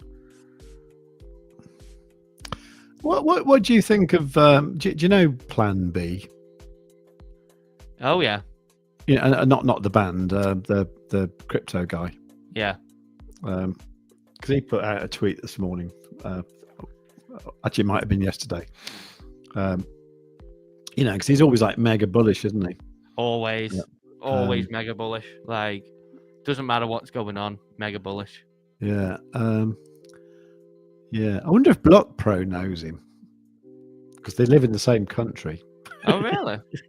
Well, yeah, he's Dutch, isn't he? Oh, have you seen this as well? This came out just not too long ago.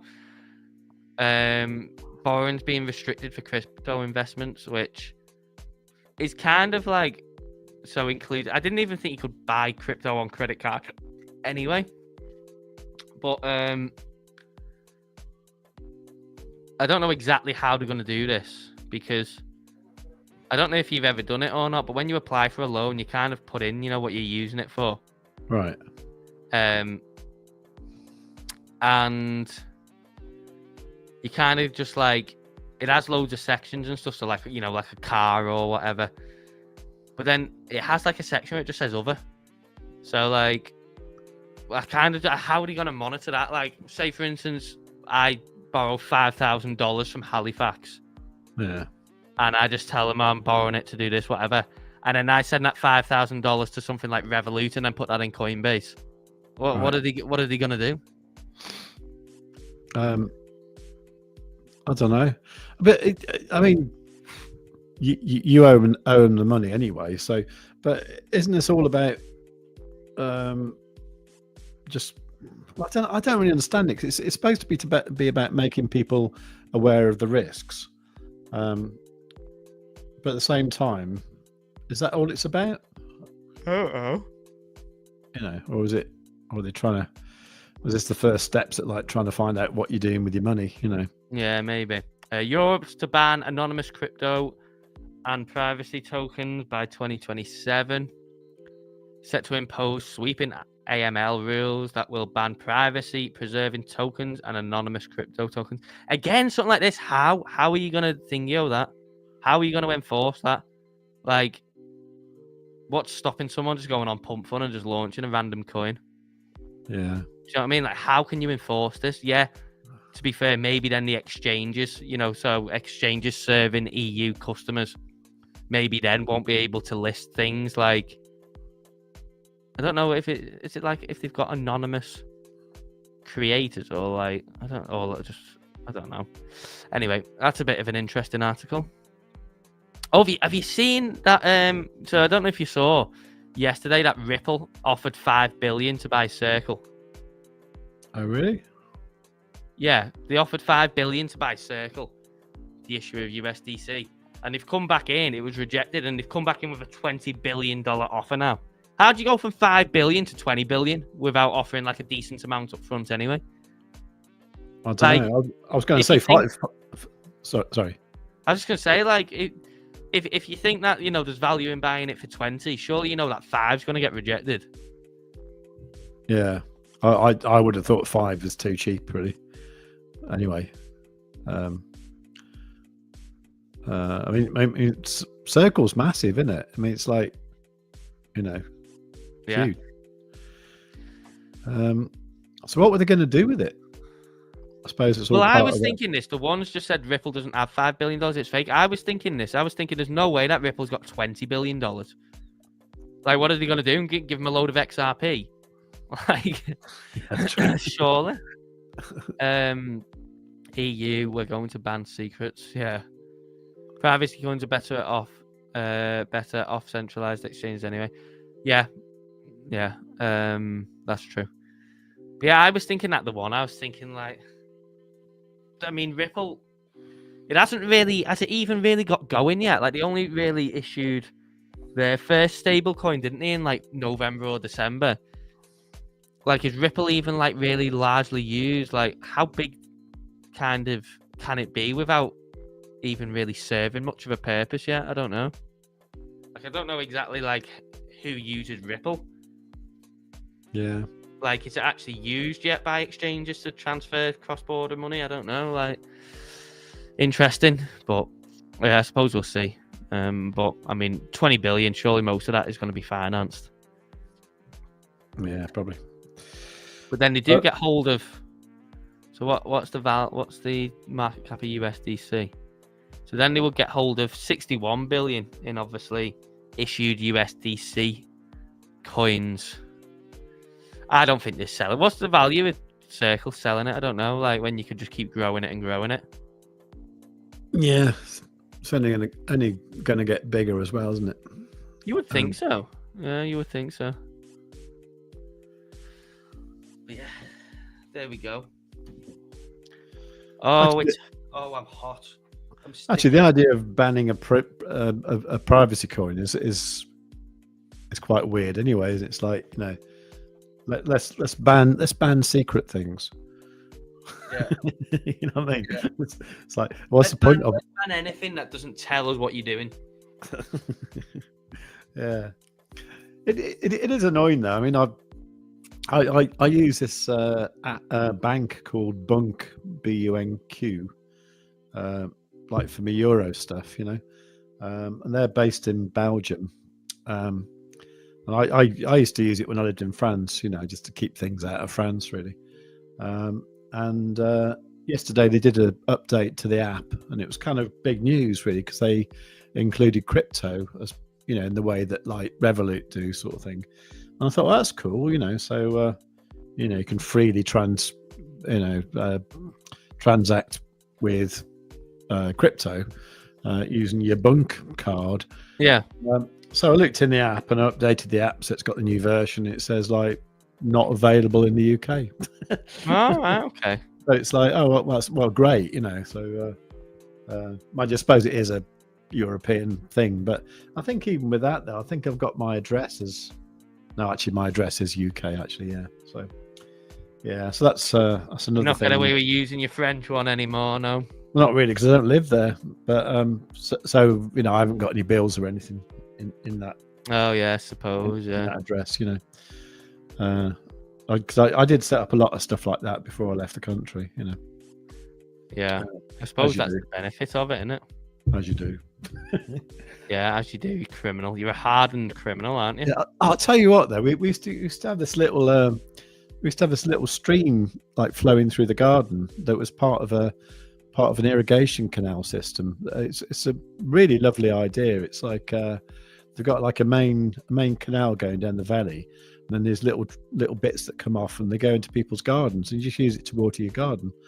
And it's, you know, it's called the Canal du Grand Vie. It's like you know, it's been there for like about 380 years, and every year you get a letter saying come to the annual general meeting, and it'll be like the 384th meeting. It's amazing, it is. Yeah. Anyway, you pay 30 euros a year for the maintenance of this canal, unless you go along and help clear it out in April, in which case you get it for free. Anyway, obviously, because I haven't been there for like 3 years, I haven't cleared out the canal, but I'm still getting bills for it, and the bills are getting really, really heavy. And I write back every year saying I don't live there anymore. I sold the house in 2022, and I'm still getting them, and they're getting like heavier and heavier. And because these days you can't actually write back to anyone because there's no proper address, I don't think they get my replies. So Yeah. I don't know if one day I'm going to go to France and then I'm going to get arrested because I haven't paid this €30 bill. I hope so. What, you hope I get arrested? Oh, yeah. So, I'd have to broadcast from prison, then I'll be. I know, yeah. I can't arrest me. I've got a stream to do in a few hours. Yeah. Do you not know who I am? Yeah. I'm safe with crypto. Now, I'm looking at this. What do you think about this for 3-drive pattern? 3 what? 3-drive. 1, 2, 3 drives. Is that what it's called? 3-drive pattern, yeah. Hmm. You know what that means? I don't. Oh, ba-dump. Yes. I'm only joking. I don't, not that, but I mean, yeah, potential 3-drive pattern here too as well. I've just got my bearish hat on because I'm short, so I do apologise to anyone. I know. You're just looking at any reason to. I'm looking at any sort of reason for price to go down. Price go down, please. Fuel my P&L for once. Yeah, but you're you know, Stonks is green on the 5-minute. It's got a little triangle there as well. I know, but that can quickly turn red with a red triangle to show dominance. You wouldn't have said that last week. No. To be fair, though, I would never, honestly, you know, when we was down here, I would have never thought we were ending up here. If you'd have told me on this day we're going to, you know, nearly 98k within 2 weeks, I'd have said no chance. I did tell you, didn't I? Not that quick. Not that quick. Well, I'm surprised you didn't put large longs on then. You should have bet the house on it. Well, I did, didn't I? You should have bet the farm on it. Wasn't that where it was? I don't know. Well, I don't know if you said, why did you say it was going to 98k? Yeah. No, I didn't actually. But I thought it might go up though. There's clear liquidity levels to be hoovered up first before it goes higher.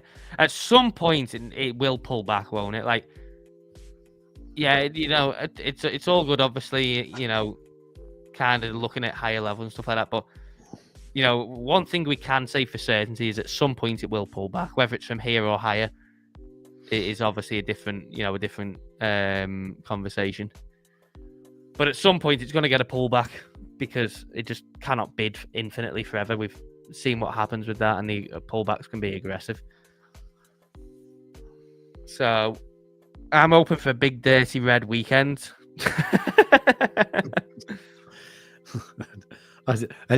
Any sort of dirty weekend would do it for me, actually. Yeah.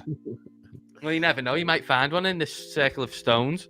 Yeah, might do. You know, when you're hiking up in the fields all alone, you never know what might come across your way. That'd be nice. Some nice. David Crypto will have a nice story to tell on Monday. Some nice hippie chick, you know, that'd be great. Oh, right, okay, yeah. I'd be right up my boulevard. That would be. Will it? Oh, okay, you devil. You devil.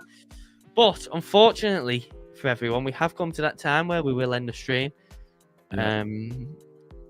Yeah, I mean, it was fun while it lasted, but we're back into Bitcoin consolidation on stream now. So, like, we had a fun day yesterday, and then now we're back to really grinding out a couple of $100 moves on stream. Hopefully, get cleared up next week or something, because it would be good to have kind of more of a trending environment rather than consolidate, pump. But we'll see. But yeah, big thank you for joining. Before you go, make sure you drop a like on the stream and subscribe if you're not. And of course, check them links in the description. First one will sign you up to BLOFIN to create your non-KYC account. So you get some nice welcome bonuses as well. But also make sure you do take advantage of the 20% off Stonksy if you haven't yet. You do get access to the indicated Discord server and of course the trading bots on BLOFIN.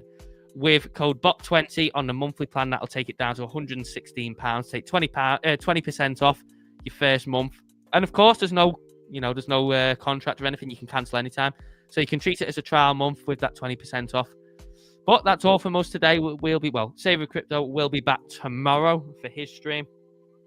And me personally, I'll be back on Monday because I'm going to have, I won't be streaming 6 days this week. I'll be streaming 5, which I've done them all now. So I've got quite a full weekend. So yeah, that's all from me until Monday. Obviously, do make sure if you're around, you join Save's stream tomorrow. Show him some support. But thank you very much for joining. Any leaving messages, mate? No, that's it. Do click like on the way out, and I'll see you all tomorrow morning at 10 a.m. UK time. Absolutely. Have a great day, everyone. Have a nice weekend. See you then. Bye-bye. Yeah, bye.